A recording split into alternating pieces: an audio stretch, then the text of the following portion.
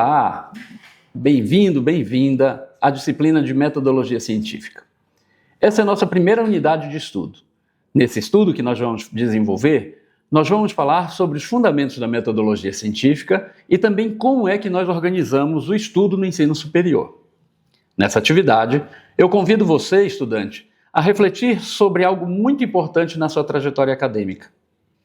Penso que você já se perguntou, afinal, o que significa estudar de modo científico?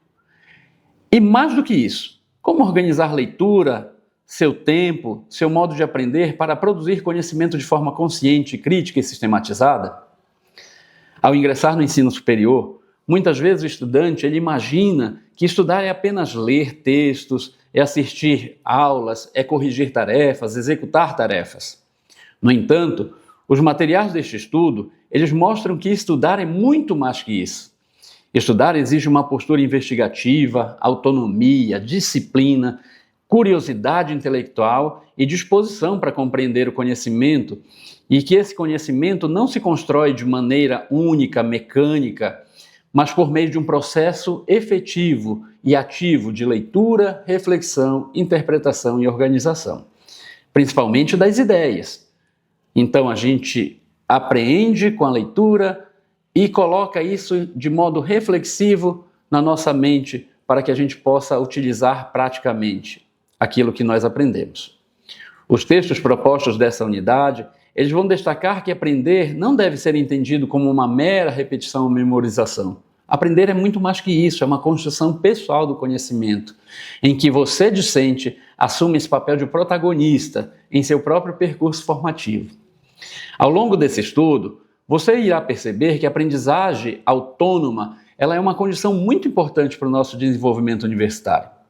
Isso significa compreender que o estudante, a estudante, ele precisa assumir sua responsabilidade na aprendizagem, ele precisa definir objetivos, planejar suas atividades, selecionar métodos adequados para a busca, com intencionalidade e de formas de aprofundar aquilo que estuda. Esse movimento que a gente executa quando nós estudamos no ensino superior, ele não elimina a mediação docente. O professor é extremamente importante, mas ele exige do discente, do estudante, uma atitude mais ativa, mais reflexiva, comprometida com o próprio processo formativo. Outro aspecto central desse estudo que nós vamos executar na nossa primeira unidade é a leitura. Porque pense comigo, os textos que nós vamos ler nessa unidade, eles nos mostram que, no contexto acadêmico, ler não é apenas decodificar palavras, como nós achávamos. Ler é interpretar, é dialogar com o autor, é compreender os argumentos que estão sendo construídos naquele texto, identificar ideias centrais e construir uma leitura crítica da realidade que está diante de nós. Então a leitura, ela se forma e ela se torna uma prática fundamental para todo aquele que deseja compreender melhor os conteúdos, aprender o repertório teórico, desenvolver condições para a realização dos trabalhos acadêmicos e das suas pesquisas. Eles também ampliam a nossa visão de mundo. Para além das leituras, nós vamos também ter vídeos que nos auxiliam e dialogam com os textos propostos, pois eles vão ampliar a nossa capacidade de compreensão sobre método científico e apresentam estratégias que podem contribuir para nós melhorarmos os nossos hábitos de estudo. Além disso, prezado estudante, você verá que organizar estudos é parte essencial da vida universitária. Então você precisa administrar seu tempo, estabelecer prioridades nesse momento em que você está cursando a disciplina, criar uma rotina, se possível, e manter constância.